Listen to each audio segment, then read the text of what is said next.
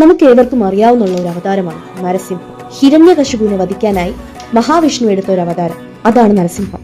എന്നാൽ ഹിരണ്യകശിപുവിനെ വധിച്ചതിന് ശേഷം നരസിംഹത്തിന് എന്ത് സംഭവിച്ചു എന്ന് നമ്മൾ എത്ര പേർക്കറിയാം?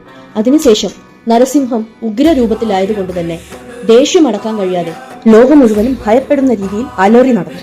മഹാവിഷ്ണുവിന്റെ രുദ്ര അവതാരമായതുകൊണ്ട് തന്നെ നരസിംഹത്തിനെ ആരാലും ബന്ധിക്കാൻ കഴിയില്ല. ഒടുവിൽ ദേവന്മാരെല്ലാരും മഹാദേവനെ ശരണം പ്രാപിച്ചു.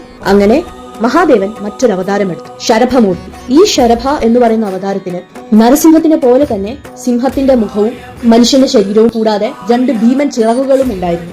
മൃഗസമാനമായ 8 കാലുകളും മനുഷ്യ സമാനമായ 4 കൈകളും. അതായിരുന്നു ശരഭാമൂർത്തി.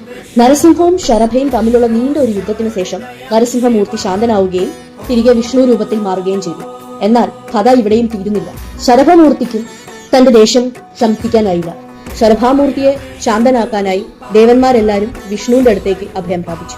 അങ്ങനെ ശിവഭഗവാന്റെ അവതാരമായ ശരഭാമൂർത്തിയെ ശാന്തനാക്കാൻ വിഷ്ണു ഭഗവാൻ മറ്റൊരു അവതാരമെടുത്തു. അതാണ് ഗണ്ഡബരുണ്ട, 2 തലയുള്ള ഭീമാകാരമായ ഒരു പുലിയുടെ രൂപം. അങ്ങനെ ആ ഒരു യുദ്ധത്തിന് ശേഷം രണ്ടുപേരും ശാന്തരാവുകയും ലോകം സുരക്ഷിതമാവുകയും ചെയ്തു.